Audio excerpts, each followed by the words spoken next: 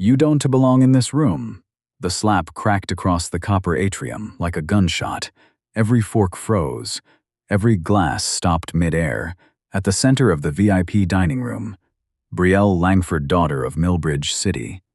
As most powerful mayor stood over Lorenzo Hayes, as if she had just put him back in his place. The guests waited for the black single father to lower his eyes, apologize, and leave. He did none of those things. Lorenzo touched the corner of his mouth, tasted blood, then looked at her with a calm that made the room colder. No shouting, no threats, no begging for respect. He simply pulled out his phone and made one call, 12 quiet words. What Brielle didn't know was that Lorenzo had walked into that restaurant carrying more than a reservation. Behind his silence was months of evidence, names, signatures, and one truth powerful people had spent years burying. Within 9 minutes, 3 black SUVs would stop outside. Within 9 weeks, Millbridge would never look at the Mayor S family the same way again. Where are you watching from? Drop your city below. And stay close, because Lorenzo Hayes had only just begun. The night Lorenzo Hayes drove back into Millbridge, the city looked exactly the way he remembered it, and nothing like it at all. The old water tower still stood at the edge of the east side, rusted and half forgotten. A relic from a time when the neighborhood it watched over actually had a future. But everything below it had changed. The corner stores, where his mother used to send him for milk, were gone. The row houses with the narrow porches, and the loud families, and the smell of someone always cooking something replaced. Block by block, by glass-faced condominiums and parking structures, and the kind of restaurants that put the price of a single appetizer where a family's weekly grocery bill used to be. Lorenzo had been away. For 2 years, he had spent that time moving between cities, tracking procurement records in one county, cross-referencing shell company filings in another, building a methodology that most people in his line of work considered either brilliant or obsessive, depending on how much patience they had. He preferred to think of it as thorough. His father had taught him that the difference between a rumor and the truth was almost always paperwork. Warren Hayes used to say that with the quiet certainty of a man who had spent decades watching both. Warren was gone now, had been for 11 years.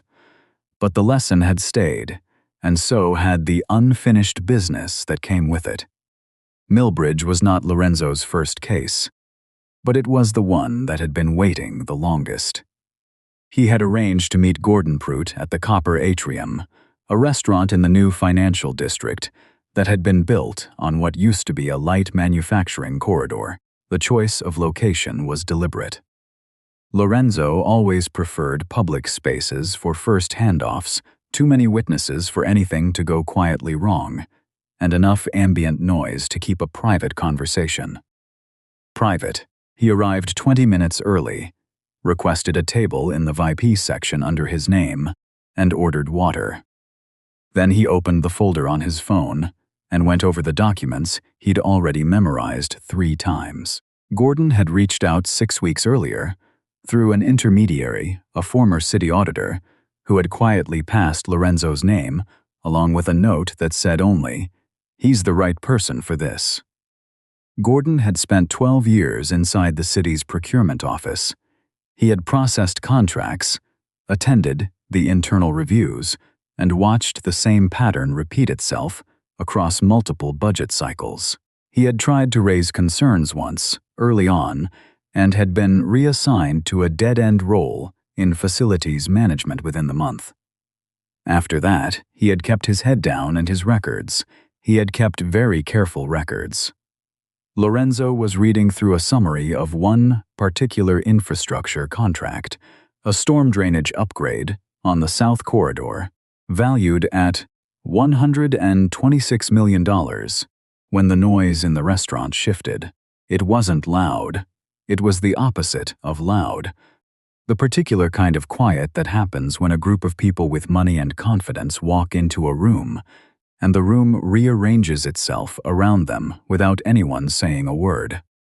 Brielle Langford entered with 4 other people, all of them dressed in the effortless way that requires a great deal of effort and a great deal of money. She was 29, tall, and moved through the restaurant like someone who had never once considered that a space might not want her in it. Lorenzo noticed her the way you notice weather, not with particular interest, just awareness. What happened next took less than 90 seconds. Brielle and her group were directed to a table in the VIP Section 2, tables away from where Lorenzo sat. She glanced over. He didn't look up. She glanced over again, this time with the kind of attention that wasn't curiosity but calculation. "I'm sorry," she said. Not to Lorenzo but to the hostess standing nearby. Her voice carried easily. "Is this section open to everyone tonight or?" Lorenzo looked up then. Not because he was startled, because he understood immediately what was happening, and he wanted to see it clearly. The hostess began to explain that yes, the section was open to all guests with reservations. Brielle nodded slowly. The way people nod when they've already decided not to accept the answer they've been given. She walked to Lorenzo's table. Her friends watched from behind her, with the collective energy of people who had seen this before and considered it entertainment. "This area is usually reserved for private events," she said. "You might be more comfortable at the bar." Lorenzo set his phone face down on the table. "I have a reservation," he said. His voice was even, not cold, not warm, simply factual. "I'm sure you do." She smiled with her mouth only. "But this section is where I was seated," he said, "by the hostess when I arrived 20 minutes ago." Something shifted in Brielle's expression, not embarrassment, but something adjacent to it that quickly hardened into something else entirely. She was not accustomed to being answered. Not like that. Not with that particular quality of calm that made it clear. The person speaking had no intention of adjusting themselves to her comfort. She leaned forward slightly. "Do you know who my father is?" "I do," Lorenzo said. That was the wrong answer. Or rather, it was the right answer delivered in entirely the wrong way, with no fear attached to it, no deference, no recognition of what the question was supposed to accomplish. Brielle's jaw tightened. What came next happened fast. Her hand moved. The sound of it was sharp and flat and completely out of place among the linen tablecloths and the soft jazz and the $200 entrees. Every conversation in the VIP section stopped. A woman near the window actually set down her wine glass. Lorenzo's head turned with the force of the impact. For a moment, no one moved. Brielle stood with her hand still raised slightly, her chest rising and falling, waiting for whatever came next, the raised voice, the standing up, the spectacle she had already prepared a response for. Lorenzo did none of those things. He turned his head back slowly. He reached up and touched the corner of his mouth with 2 fingers. He looked at Brielle, not with rage, not with humiliation, not with the wounded expression of someone who had been blindsided. He looked at her the way a person looks at a decision they've already made. Then he picked up his phone. The call lasted under 30 seconds. Lorenzo didn't explain the situation. He didn't describe what had just happened, he said. "Valerie, the witness is on his way. It's public. We're clear." On the other end, Valerie Knox said 2 words. "Moving now." Valerie had been the one to approach Lorenzo 8 months earlier. After reading a 30-page independent report he had published on procurement irregularities across 3 mid-sized municipalities. She had read it twice, then called the number at the bottom of the document. They had spoken for 2 hours on their first call. By the end of it, Valerie had 2 conclusions. The work was solid, and the man doing it was not interested in shortcuts. She was a federal inspector with the Public Integrity Division, not the kind of person who moved on instinct or made promises. She had spent nearly 2 decades building cases that took years to prosecute and a lifetime to survive politically. She had seen good investigations collapse because someone moved too early. And she had seen bad actors walk free because someone hesitated too long. The Millbridge case had been on her radar for 14 months before she ever spoke Lorenzo's name out loud in her office. She didn't reach out to him until she was certain he had already done the hard work. The plan they had developed over the following months was straightforward in concept and meticulous in execution. Lorenzo would work the documentary side, obtaining records, establishing the financial trail, cross-referencing public filings with internal communications. Valerie would work the legal architecture, building the jurisdictional case, securing warrants, and identifying which witnesses would hold under pressure. Gordon Pruitt was the final piece. His testimony, combined with the documents he had preserved, would be enough to move. The signal Lorenzo sent from the copper atrium was one they had agreed on 3 weeks earlier. When the witness arrives, when the setting is public, when there is no tactical reason to wait. Valerie didn't need the context. She already had it. 9 minutes after Lorenzo ended the call, 3 black SUVs pulled up to the front entrance of the copper atrium. The men and women who stepped out wore dark suits and carried credentials that they showed to the maitre d' without explanation. They walked directly to Lorenzo's table. Brielle was still standing nearby. She had not left. Something had kept her there, perhaps the certainty that she was still in control of whatever was unfolding, that the situation could still be managed, that her presence in the room still carried the weight she had always understood it to carry. Then she saw the badges. Gordon Pruitt arrived 4 minutes after the federal team. He was 61 years old, with the slightly stooped posture of a man who had spent decades trying to take up less space in rooms where he felt unwelcome. He carried a canvas bag over one shoulder. Inside it was an encrypted hard drive and a printed statement, 14 pages, single-spaced, notarized, that morning. He sat down across from Lorenzo without speaking at first.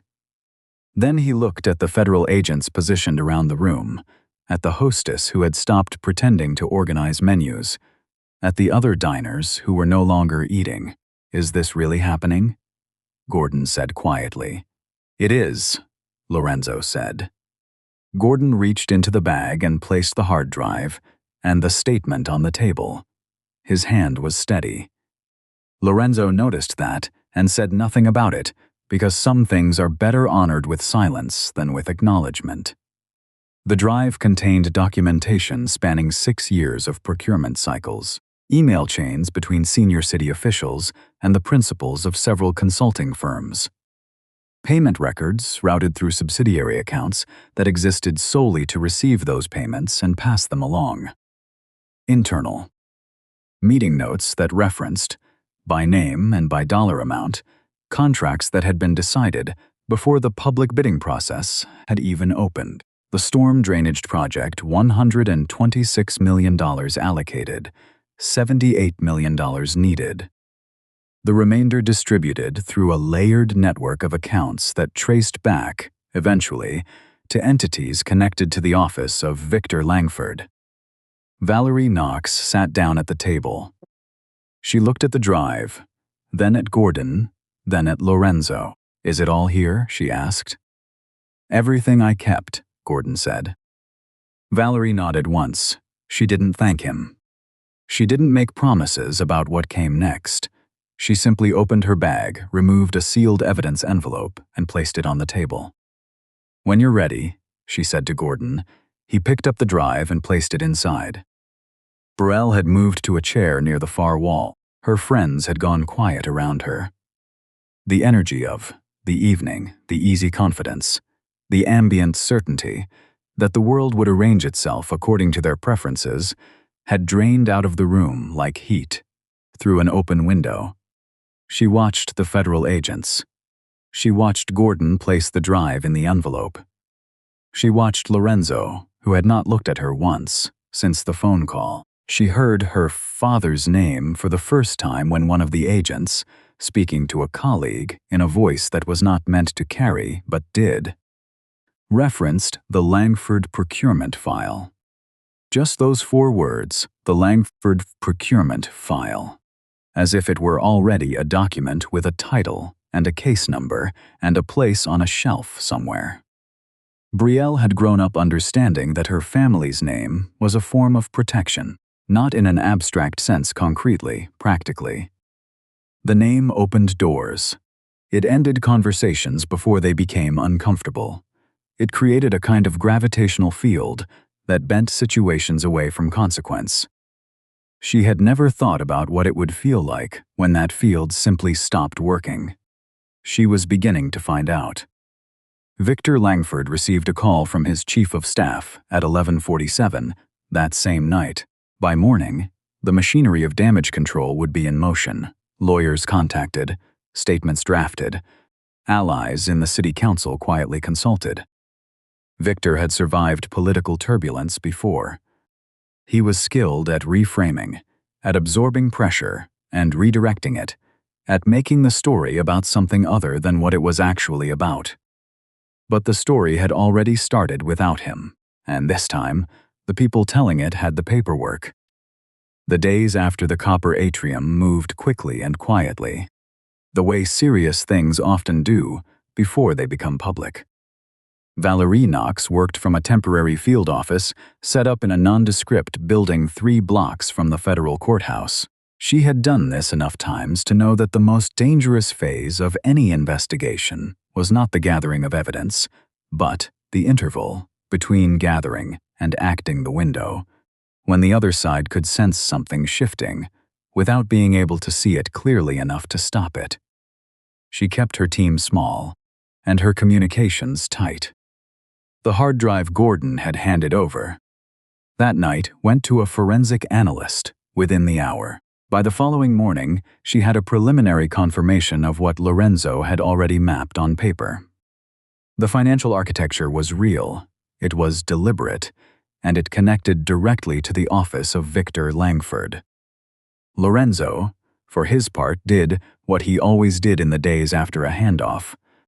He went back to the documents. Not because he doubted what he had. He went back because doubt was the first thing a good defense attorney would introduce, and he wanted every number, every name, every date to be so thoroughly verified that doubt had nowhere to enter. He sat in his hotel room with the curtains half drawn and worked through the records Gordon had provided, cross-referencing them against the public procurement database, the city's audited financial statements, and the corporate registry filings he had pulled months earlier. The picture that emerged was not complicated, it was actually quite simple, which was part of what made it so damaging.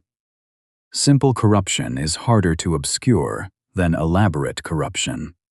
There were fewer moving parts to hide behind. The storm drainage contract had been awarded to a firm called Meridian Infrastructure Solutions.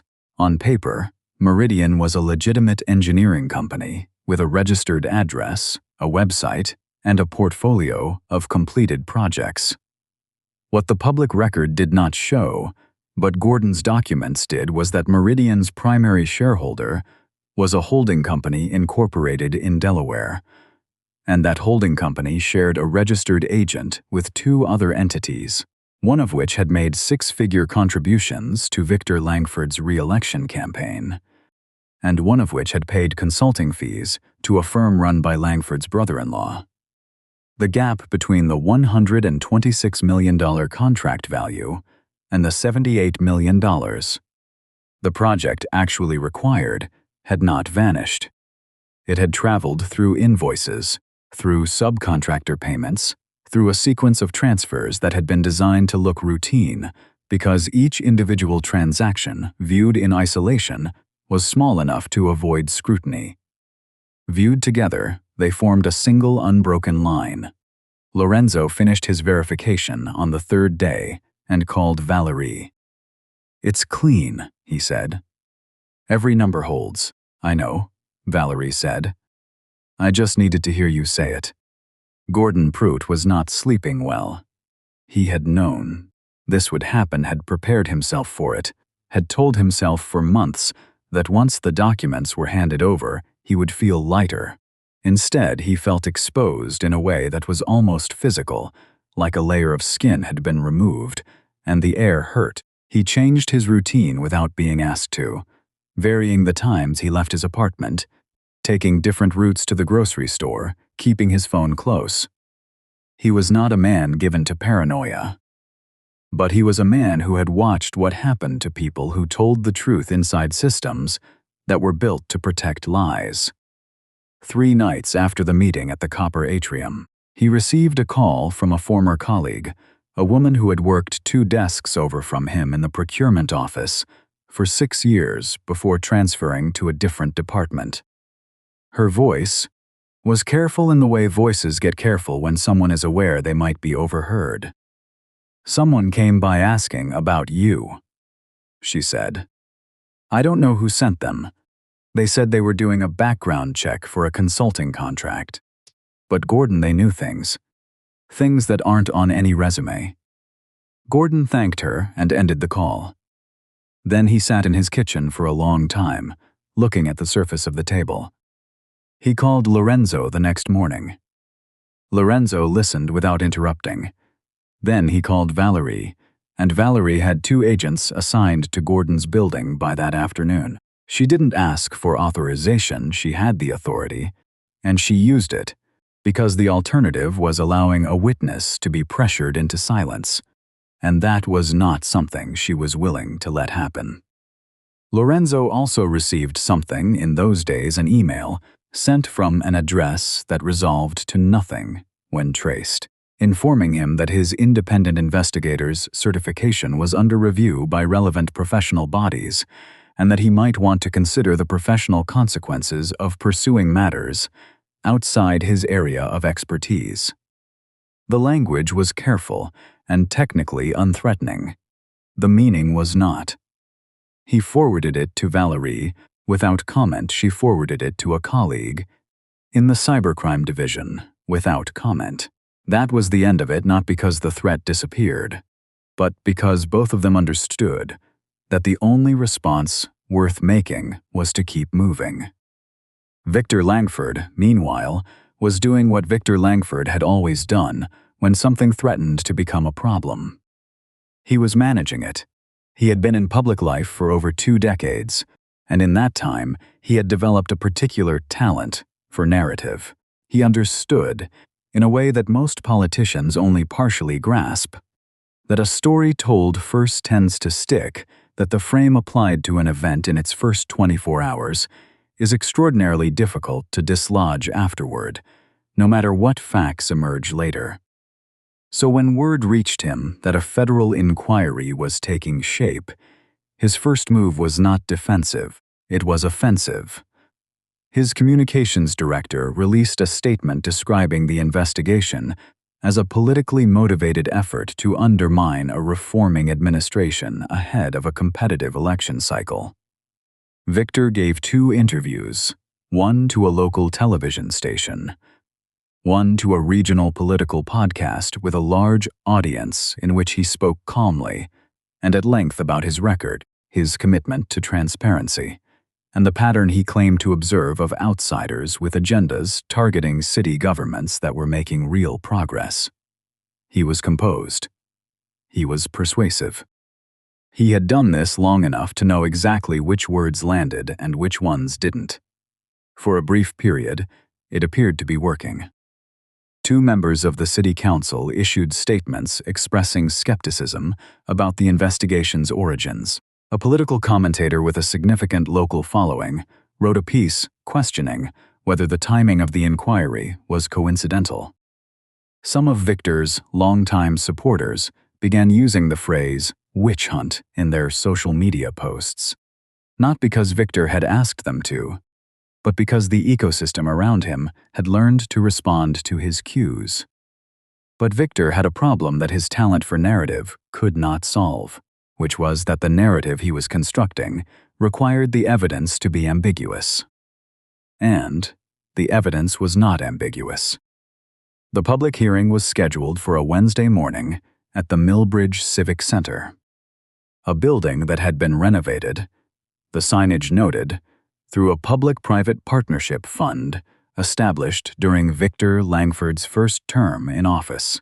Lorenzo arrived early and sat in the third row of the public gallery. He had brought nothing with him except a folder of printed documents and a legal pad. He wore a dark suit and no tie. He had slept well. Brielle was already in the room when he entered.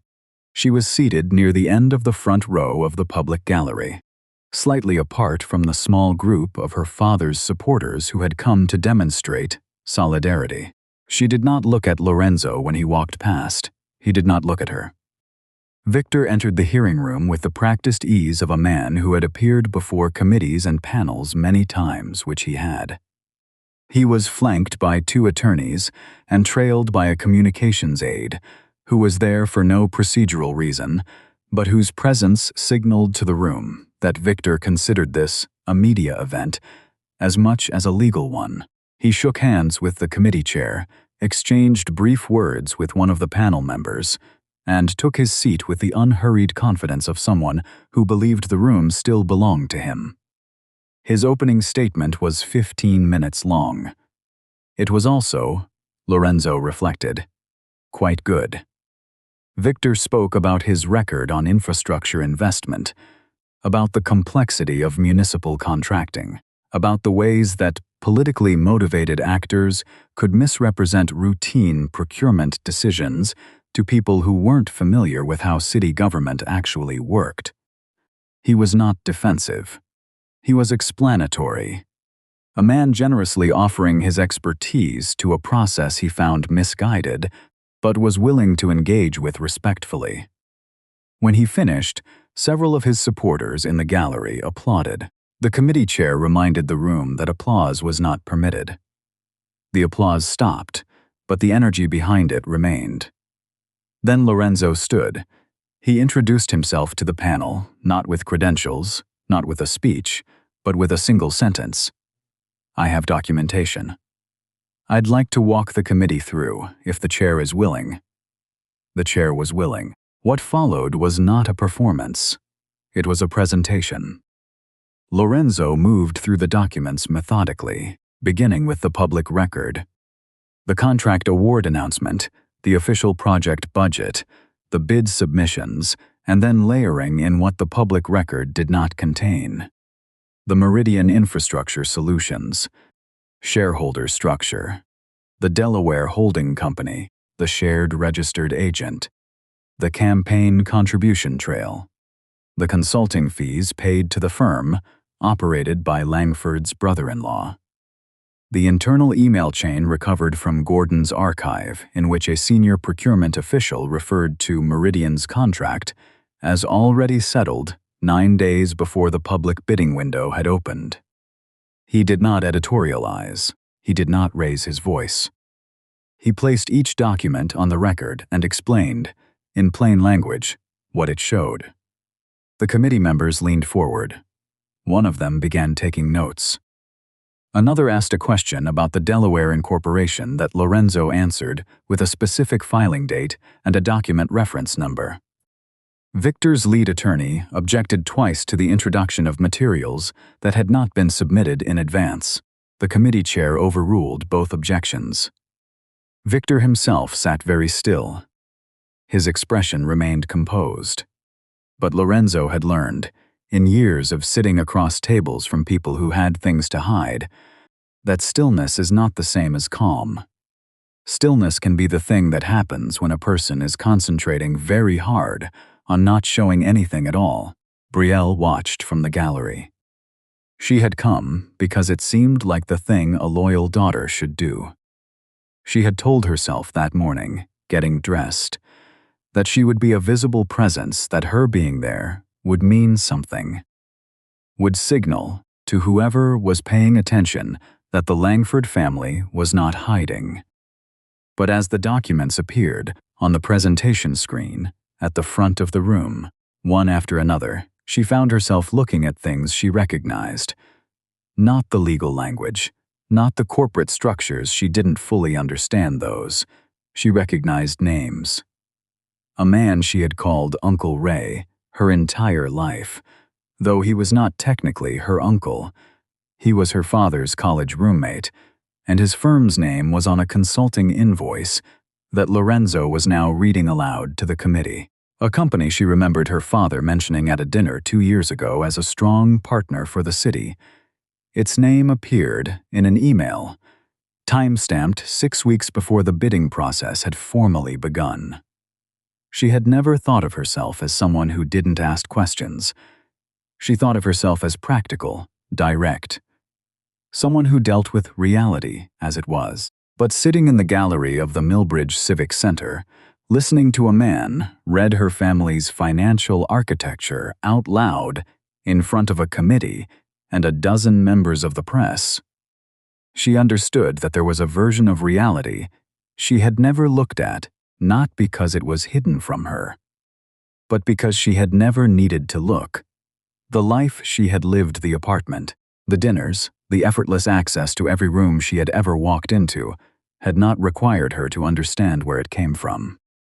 It had only required her to accept it. She was no longer sure she could do that. Valerie Knox called Brett Larkin to the stand 40 minutes into the hearing. Brett was 29 and had the look of someone who had recently stopped sleeping enough. He had worked in the communications office of the Millbridge mayor's office for 3 years, a role that had placed him in proximity to conversations that were never meant to leave the room. He was not, by nature, a person who held on to things. He had left the job 7 months earlier, after a staff meeting in which Victor Langford had singled him out in front of the entire communications team over a minor error in a press release, had spoken to him with a precision of contempt that Brett had not forgotten and had not, until recently, known what to do with. He had made the recording 14 months earlier, during a meeting that had no official agenda and no listed attendees. He had been summoned to take notes. He had taken notes. He had also, because something about the conversation frightened him in a way he couldn't immediately name, quietly activated the voice memo function on his phone and left it running in his jacket pocket. He had not listened to it for 4 months after making it. He had not told anyone it existed for 3 months after that. When Valerie Knox had appeared at his door 7 months ago, he had offered her coffee and spent most of the conversation insisting he didn't know anything useful. She had left her card. He had called her 6 weeks later. Now he stood at the front of the hearing room and placed his phone on the table. He looked at the committee. He looked briefly at Victor Langford, who looked back at him with an expression. Brett recognized the particular expression that meant someone was calculating, and then Brett looked away and pressed play. The recording was 53 seconds long. Victor Langford's voice was immediately recognizable, the same measured cadence, the same deliberate pace that his supporters described as leadership presence. In the recording, that voice said, "Meridian is handled. The number they submitted is the number we agreed on, so don't let the review process slow anything down. Move it through procurement the same way we did Harbor Gate clean on the surface. Nothing in writing that doesn't need to be there." A second voice, unidentified, asked, "And the gap?" Victor's voice answered, "That's not our concern once the contract is signed. That's their concern." 53 seconds. The hearing room was absolutely still. Victor's lead attorney rose immediately and demanded a recess. The committee chair granted 10 minutes. Victor stood, and for the first time since he had entered the room, his movement was not composed. It was rapid and small. The movement of someone who needed to be somewhere else as quickly as possible without appearing to run. He left the room without looking at the gallery, without looking at his supporters, who had gone very quiet, without looking at Brielle. Brielle sat with her hands folded in her lap and her eyes fixed on the phone. Brett Larkin had left on the table, still face up, the recording application still open on its screen. She thought about the dinner 2 years ago, when her father had called Meridian a strong partner for the city. She thought about the ease with which he had said it, the ease with which he said everything, as though the words cost him nothing, as though nothing ever did. She thought about a man in a VIP section of a restaurant who had answered her question without flinching, and whom she had hit across the face. The recess lasted 40 minutes. When the hearing reconvened, Victor Langford did not return to his seat. His attorney delivered a brief statement. His client was consulting with counsel and would not be providing further testimony at this time. The committee chair noted the statement for the record. The hearing continued without him. By the following morning, 3 of Victor's major campaign donors had issued statements announcing they were suspending their support pending the outcome of the investigation. 2 city council members who had expressed skepticism about the inquiry days earlier were now unavailable for comment. A political commentator who had written a piece about outside agendas quietly removed it from his website. By the end of the week, the city council had passed a resolution requesting Victor Langford's resignation. The vote was 9-2. Victor released a statement through his spokesman. 4 days later, it contained no apology and no acknowledgement of wrongdoing. It said that he was stepping aside so that the city could move forward without distraction, and that he remained proud of the work accomplished during his time in office. The work, as the federal prosecutors were now documenting in considerable detail, included the movement of approximately $48 million through a network of accounts that had been specifically designed so that no single transaction would trigger an audit flag. The paperwork was precise. The paperwork was also, now, entirely in the possession of Valerie Knox. Gordon Pruitt heard the news of the resignation on the radio in his kitchen. He sat with his coffee and listened to the announcer read the statement. And then he turned the radio off and sat quietly for a while. He thought about the long years he had spent in that office. He thought about the reassignment. He thought about all the times he had told himself that what he knew wasn't enough to matter. He had been wrong about that. It had mattered. He had mattered. That was enough. The apartment was very quiet in the weeks after the resignation. Brielle had lived there for 4 years, and in that time, it had always felt like an extension of a certain kind of life, the right address, the right light in the mornings, the kind of space that communicated something about its occupant without requiring her to say a word. Now it communicated nothing she wanted said. She moved through it carefully, the way you move through a place that has stopped feeling like yours. The calls stopped first. Not all at once, that would have been easier to process. They tapered, which was worse, because it meant she could track exactly which friendships had been contingent on what her last name meant. A woman she had known since college sent a text saying she needed a little space to process everything.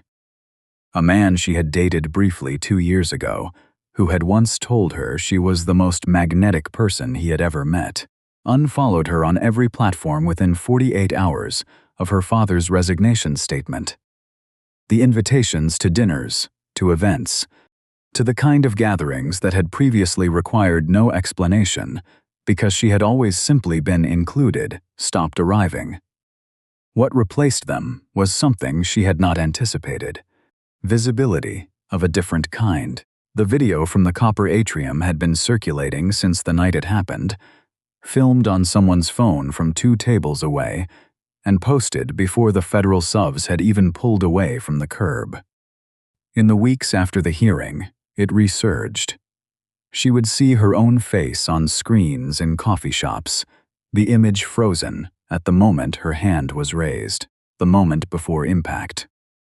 Comment sections she made the mistake of reading described her in terms she did not argue with, because she had read enough of them by then to understand that the people writing them were not wrong. She had hit a man in public because she had decided, in a matter of seconds, and with no information beyond what she could see, that he was beneath her. There was no framing that made that something than what it was.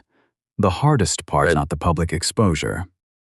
The hardest part was the version of the story she had to tell herself when there was no one else in the room.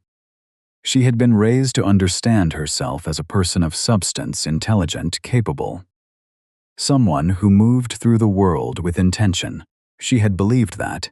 She still believed parts of it. But she had also, without ever quite examining it, absorbed the assumption that certain doors were hers by right, that certain spaces belonged to her in a way they did not belong to others, and that anyone who made her uncomfortable in those spaces was a problem to be resolved rather than a person to be considered. She had not invented that assumption, but she had acted on it, and a man had been struck across the face because of it. That was hers. She could not put it anywhere else. Victor Langford was formally indicted 11 weeks after his resignation. The charges included procurement fraud, bid manipulation across 4 separate infrastructure contracts, and obstruction of justice related to the pressure campaign against Gordon, Pruitt, and others. His attorneys entered a not guilty plea on his behalf at the arraignment. He did not speak to the press outside the courthouse. He had retained one of the most expensive defense firms in the state, which suggested he understood the severity of what he was facing, even if his public posture continued to imply otherwise. The city of Millbridge, meanwhile, had begun the work of untangling what 8 years of corrupt administration had produced. The Ethics Commission, which had been effectively dormant for 6 of those years.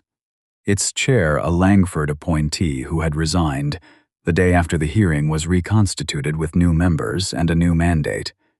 The 4 contracts under scrutiny were referred to an independent audit firm. 2 additional procurement officials who had been identified in Gordon's documents were placed on administrative leave pending further review.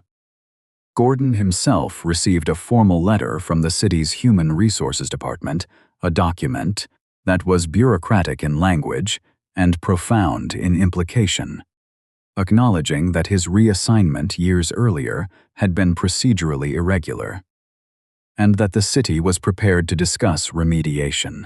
He read it twice, folded it carefully, and put it in a drawer. He wasn't sure yet what he wanted to do with it. He had spent so long simply wanting to be believed that being believed felt like something he needed time to absorb.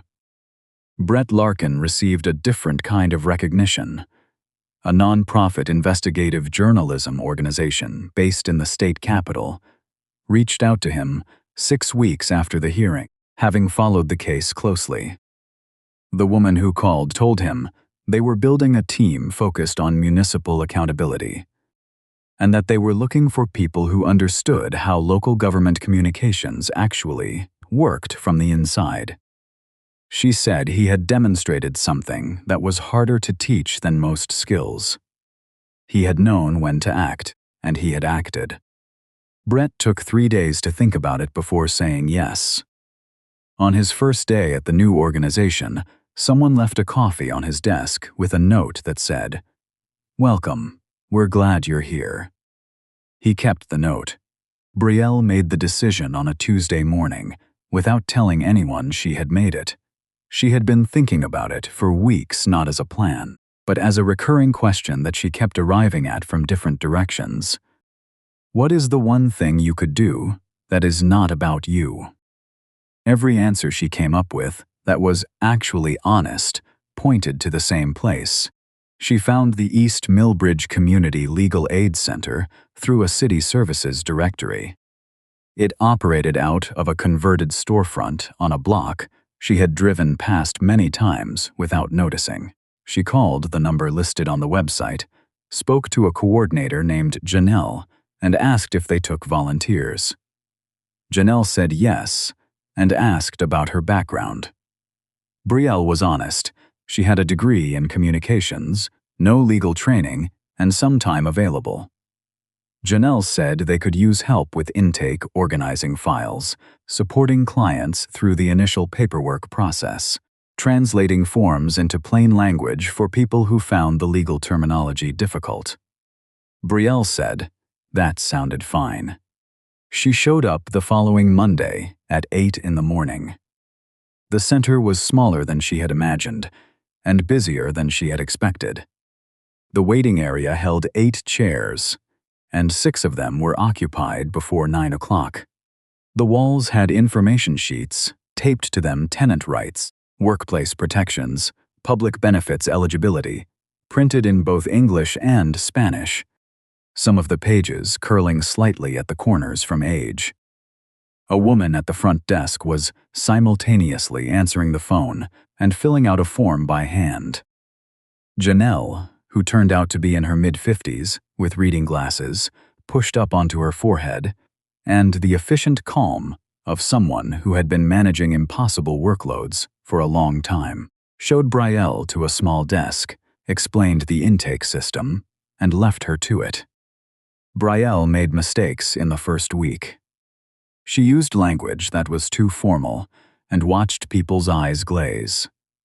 She tried to move through intake forms too quickly because she was accustomed to efficiency being valued over thoroughness, and had to learn that for the people sitting across from her. Thoroughness was the point that a missed detail on a form could mean a missed deadline, and a missed deadline could mean a lost case. She caught herself twice starting to offer opinions she hadn't been asked for, and stopped both times, which was harder than it should have been. She stayed anyway. She came back the following Monday, and the one after that. It was on a Thursday afternoon, 6 weeks into her time at the center, that she first spoke with a woman named Dara. Dara was in her late 30s and had 3 children, the youngest of whom she had brought with her because she had no one to leave him with. He sat on her lap and studied a picture book with great seriousness while Dara spoke. She had been renting the same apartment for 7 years, had never missed a payment, had kept the place carefully, had raised her children there. 2 months earlier, her landlord had notified her that the building was being sold to a development group. The new owners intended to convert the units to short-term rentals. Dara's lease would not be renewed. She had 60 days to vacate.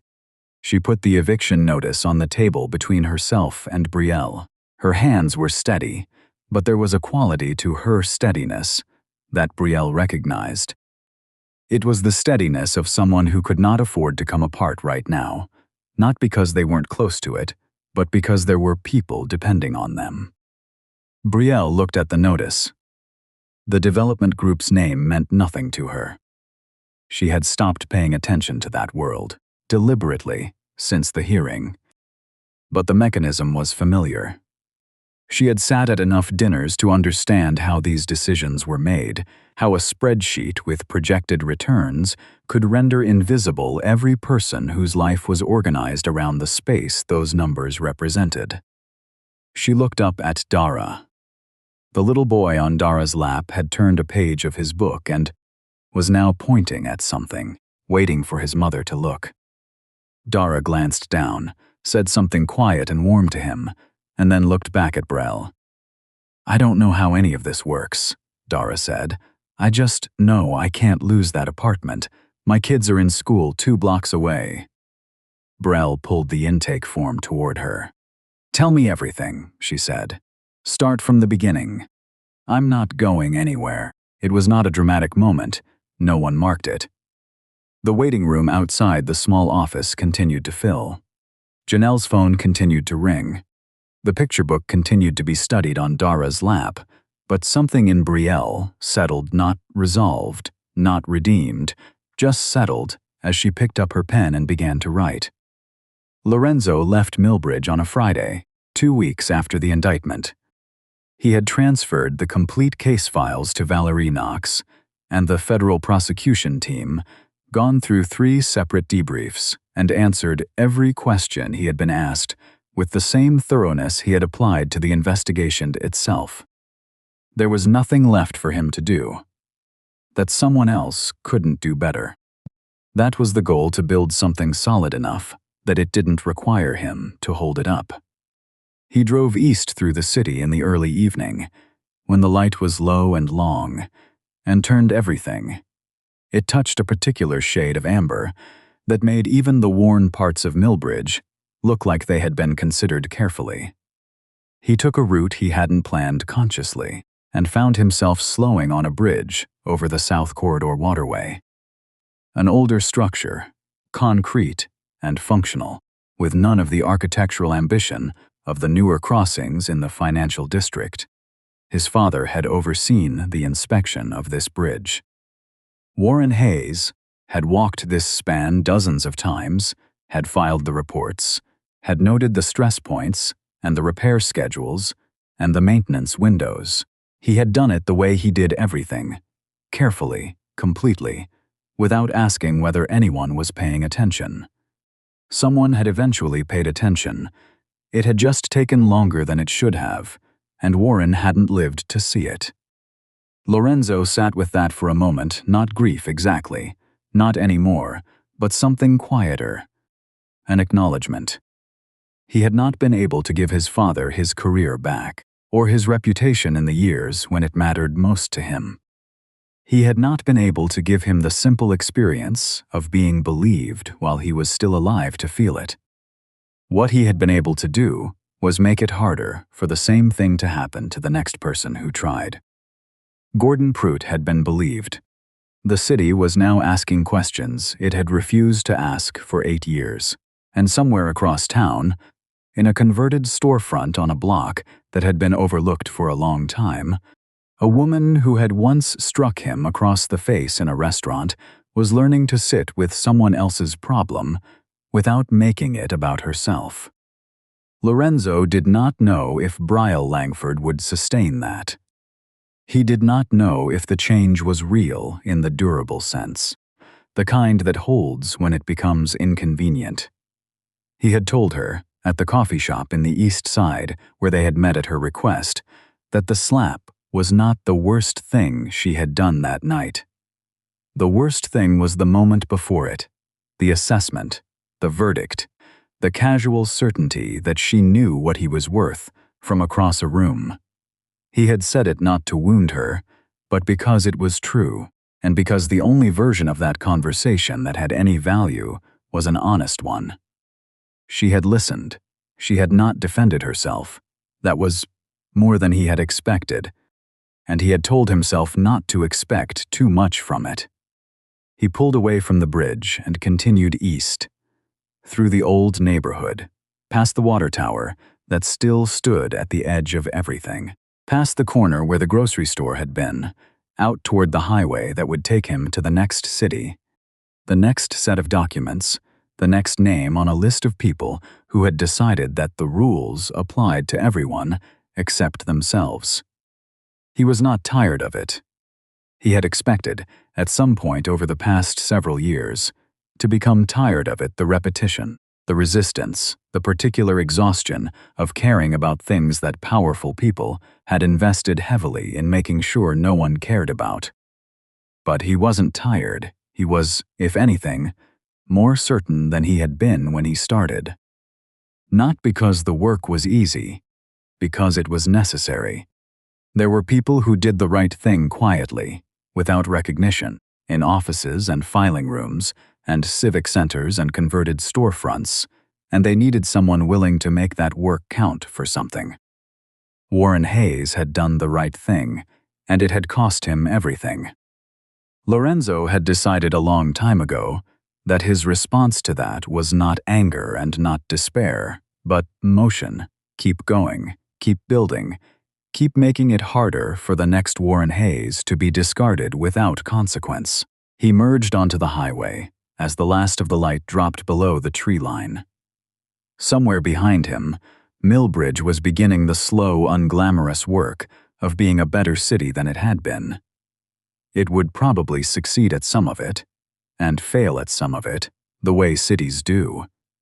But the documents were on the record now. The names were on the record. The recording was on the record. The truth had been said out loud. That was enough to keep driving. Lorenzo Hayes didn't need applause. He didn't stay for the headlines. He just kept going, because that's what people with real integrity do. They do the right thing, not when it's easy, but when it matters. This story is a reminder that dignity doesn't come from the chair you sit in or the name on your family's door. It comes from what you do when no one is watching, and from having the courage to tell the truth when everyone else has decided it's safer to stay quiet. Gordon kept his records for years before anyone listened. Brett held on to that recording for 14 months before he knew what to do with it. And Lorenzo spent years building something careful and true. Piece by piece, not because he was guaranteed a win, but because he believed the work was worth doing. That's the kind of story we tell here. If it stayed with you, share it with someone who needs to hear it today. And if you're not subscribed yet, join us. We put out new stories every week, and every single one of them is built around the same idea. That character is what holds when everything else falls away. We'll see you in the next one.